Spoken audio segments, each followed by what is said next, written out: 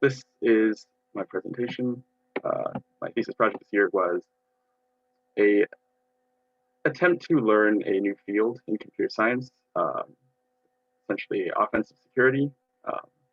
And so I went through all the procedures as much as I could learn about the field, trying to emulate it as much as possible in order to get some experience, and basically see if I enjoyed the field enough to work in it in the future. This is how I hacked my church, but not.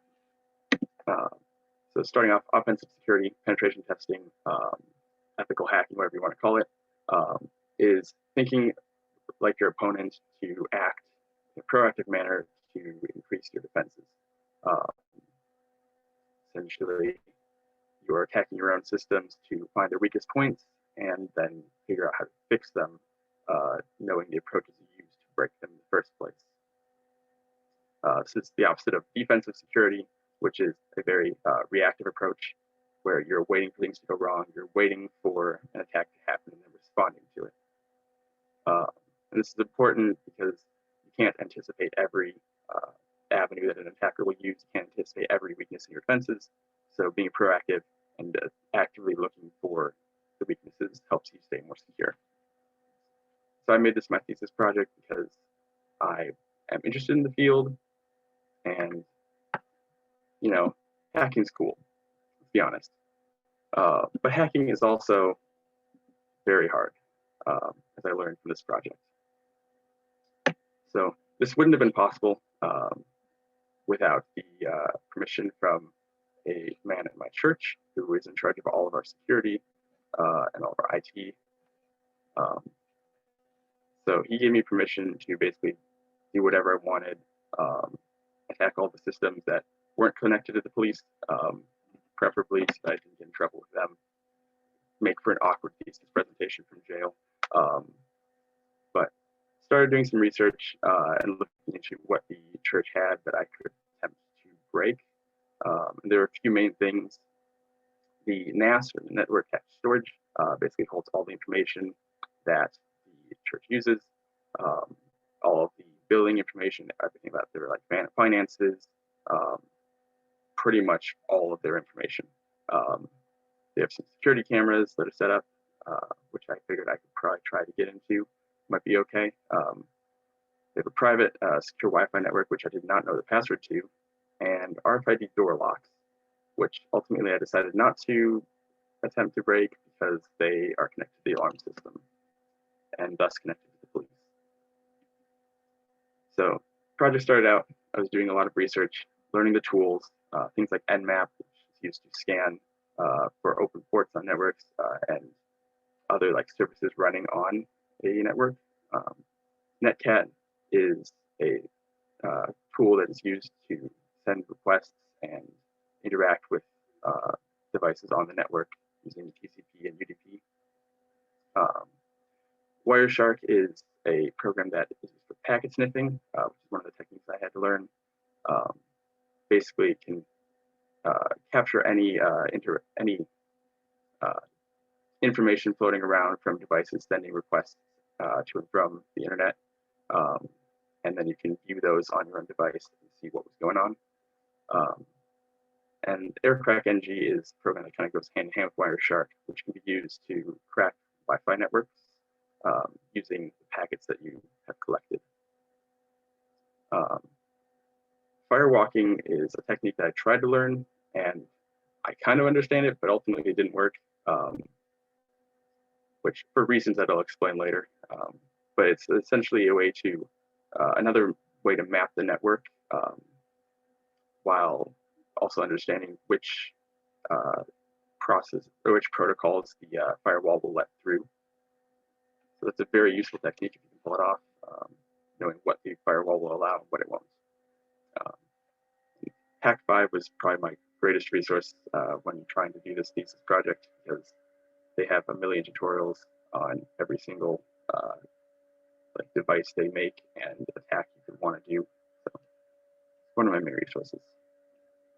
So to start off with the development cycle, the life cycle, attack life cycle, information gathering.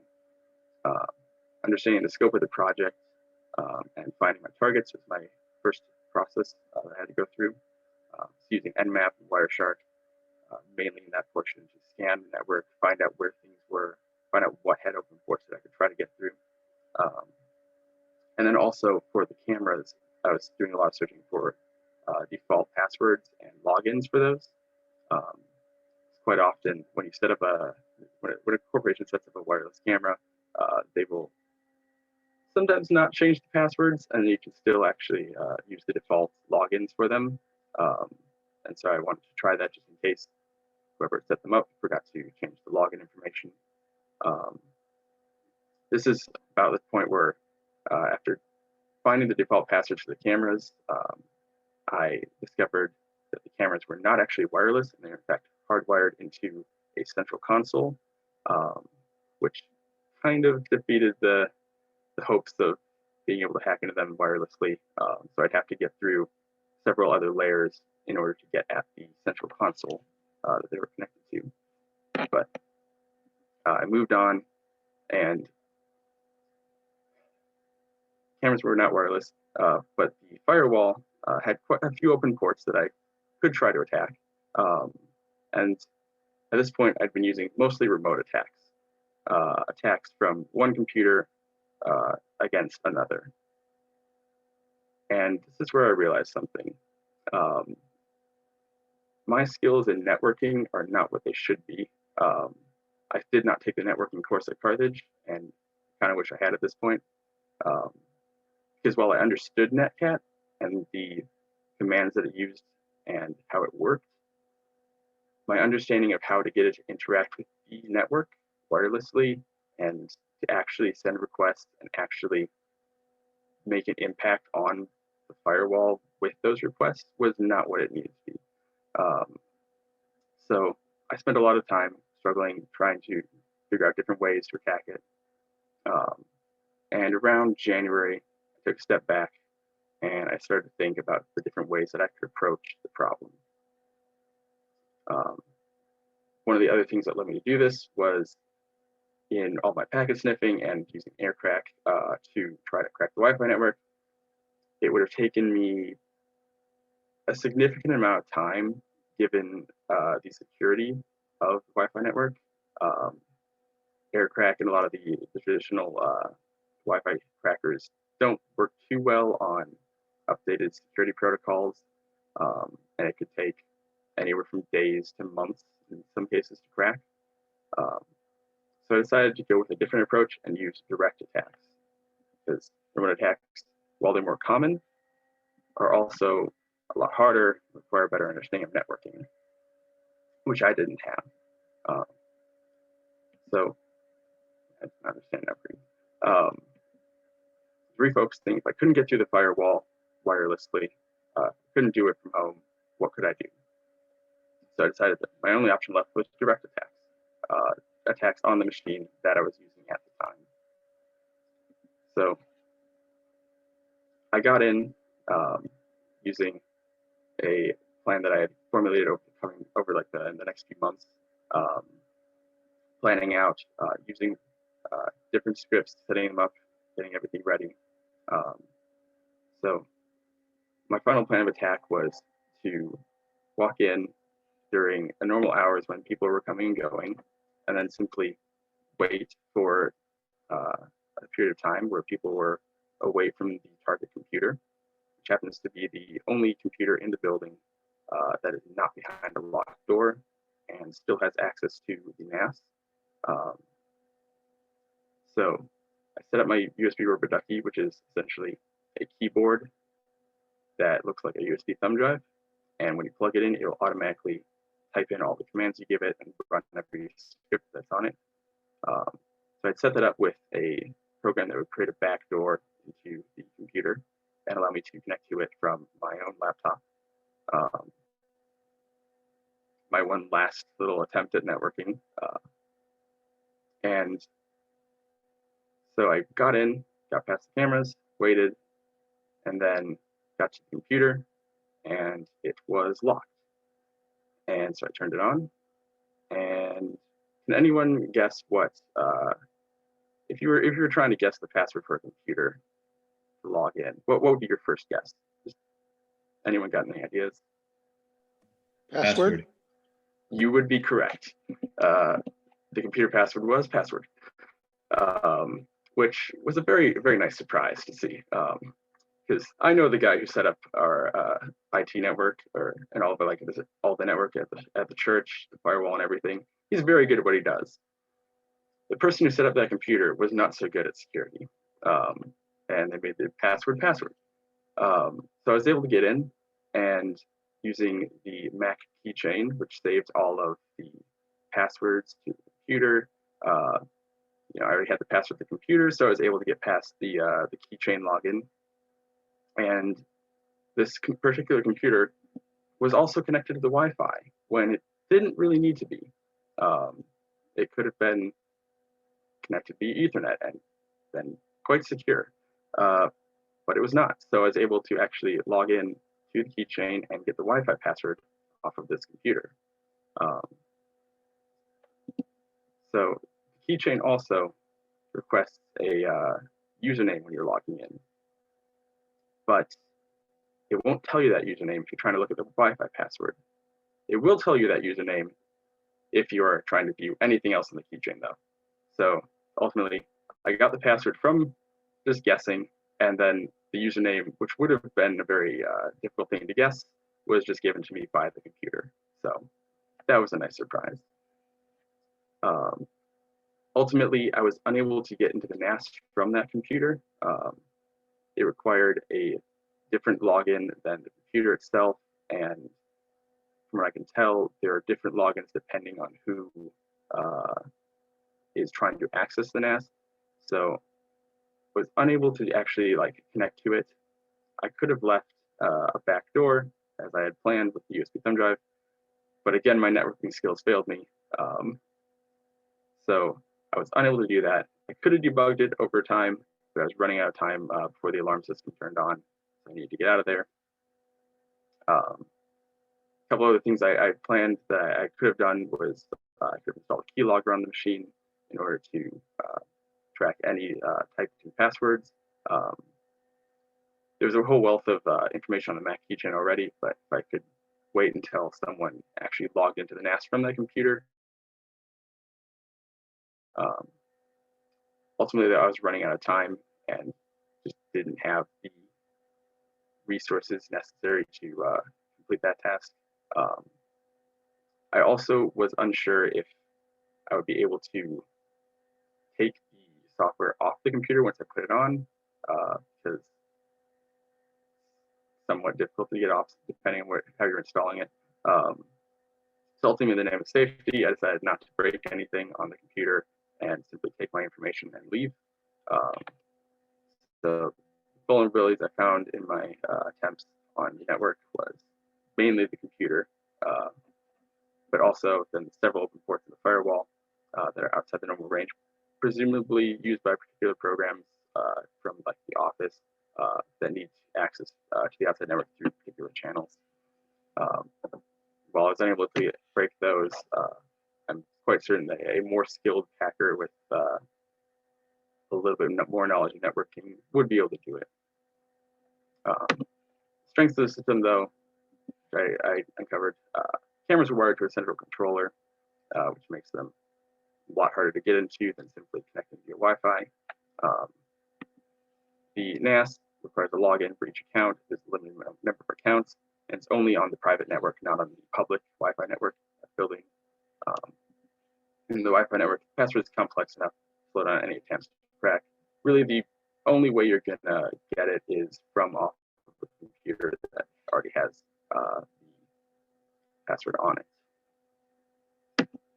Some of the weaknesses I uncovered over the course of this project, things that slowed me down and things that I realized about myself. My skills in networking are not what they needed to be. And so I plan to continue to learn my networking skills. I started learning back in February, started going through the basics. I'm going to continue that over the summer, to actually get that up to a point where it's a working knowledge that is helpful to me. Procrastination, loss of motivation was a big thing I was kind of discouraged around January because I was trying to like figure out a different approach. Um, but ultimately, once I got my motivation back and realized what I could do instead of failing at networking was a big motivation boost and helped me move forward pretty quickly. Um, and a lack of experience was a big problem as well. I was learning this entire new field from scratch with really not much help from other people who knew what they're doing. I do have one friend who had planned on helping me with this. He actually does this for a living, but he was busy with work, so I couldn't really count on him to help me all that much. Um, so the experience of learning this new skill entirely from scratch on my own was quite difficult. But I'm confident if I started over the year now and I actually tried again to do this, I could probably do a lot more. And some of those things that I maybe didn't understand how to do at the beginning, I could probably at least somewhat achieve now.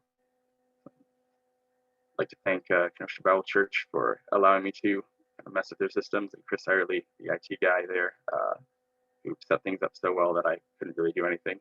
And I'd like to thank CS professors here and my family and friends for helping me out and putting up with me for all these years. Thank you very much.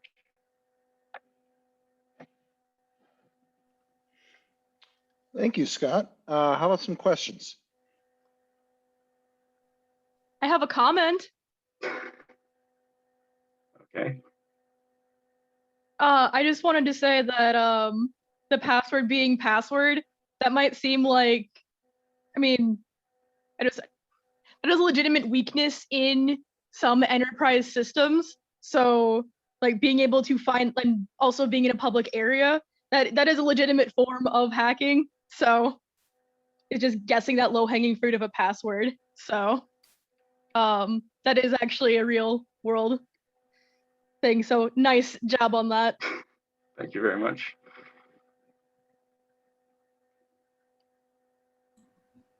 Hey, Scott, it's Professor Mahoney. Are churches particularly vulnerable to this type of hacking, or what type of organizations should really be worried about this type of stuff? So the reason there's a particular reason why I focused on remote attacks at first, because that is the most common type of attack you'll encounter.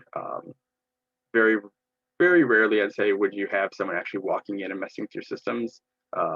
It does happen, but usually only to bigger places. The smaller businesses usually have to worry about things like phishing attempts and like attacks on their website and stuff like that. That's the main reason I focused on remote attacks at first. However, with it being a public space and with people being able to walk in pretty freely, I did also want to attempt some of the actual physical security stuff and some of the direct attacks in order to assess the safety of the machines in those situations as well.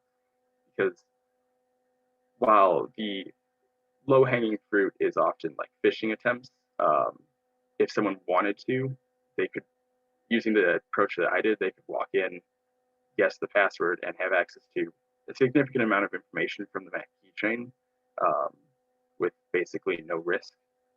So I wanted to attempt those things as well, and those are some legitimate concerns for a public building.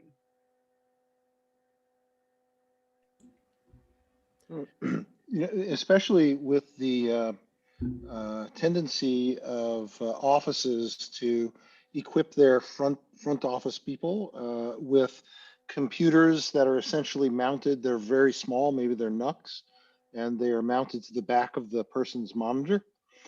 So while you're standing and talking to the person behind the desk, you have physical access to their USB ports, which, as Scott knows now, various tools are easy to get, that all you got to do, plug into a USB port and you own the computer. Yeah, there was a wealth of payloads for the USB rubber ducky online. The USB rubber ducky itself cost like $25, and I was messing around with a ton of them. There's Wi-Fi password grabbers. There's like you can create root accounts on Mac, backdoors, basically anything you want. it's been written and it's online for you to use on your rubber ducky. So it's the rubber ducky is a legitimate concern, and it's a very powerful tool. If you were not worried about the consequences, so there you don't anything you had free reign, what would be your next plan of attack? What would you have tried next? If I did not have to worry about any consequences whatsoever, and like accidentally breaking systems or anything like that, then keyloggers were obviously my next plan of attack. I had access to a machine. I absolutely would have installed a keylogger on it. I would have installed keyloggers on basically every machine not connected to the NAS as well. There was several of those that I found that were unsecured and basically used for like a lot of different things throughout the day. So keyloggers were the main thing. Beyond that, my next probably thing would have been more attempts at the firewall, and basically just learning the networking that I needed to actually break into that.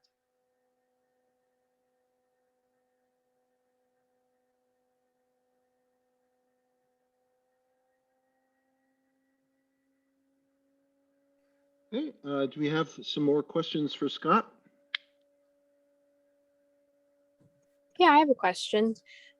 You had talked about, wanting to improve your networking skills and having some regret of not taking the class at Carthage. And I was just wondering, that was a big thing, but is there anything else that you can look back on and reflect on that you're glad that you took that helped the project, or even maybe something that you also, besides networking, wish you had taken?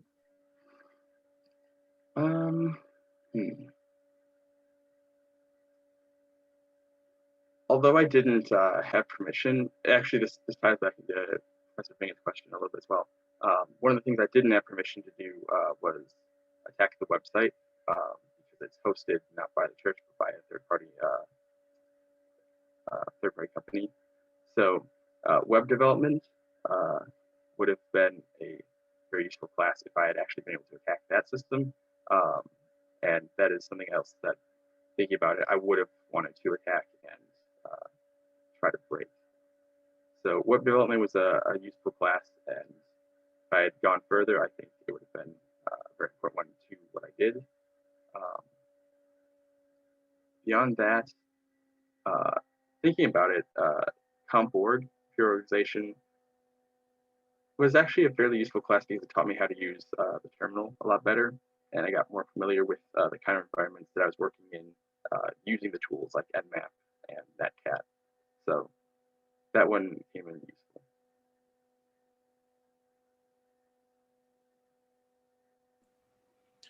You started this presentation by saying you're doing this project to see if you wanted to do this as a job. So now that you've been stymied quite a bit, how do you feel about that? Is this your future profession? Are you gonna learn a bunch of things and come back and see what you can do? I've given that a lot of thought over the course of the semester, and I'd say that I'm still undecided. I really enjoyed the attempts and the challenge of this.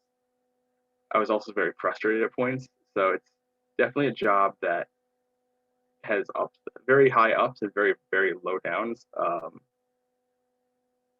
But I think I want to shore up my networking knowledge and then re-examine that question. But I'm leaning towards I'd do this for a living. It was a lot of fun. I will say to everybody that's here, as a programmer that wasn't doing ethical hacking or anything, but if you work for a company that has a very strict security team that makes the job of programmers harder, you will learn this by accident, of just learning how to circumvent your own security so that your job is easier. Internal stuff. So you may get better at this regardless of whether this is your main focus. Okay. Any other questions for Scott? Scott, I got to tell you, I look forward to seeing your face on a poster in the post office. It's possible.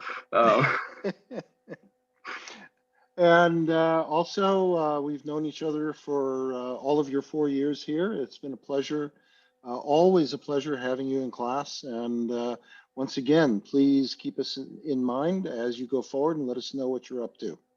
I will. Thank you very Thank you. much. Let's give Scott a round of emojis or hands or whatever.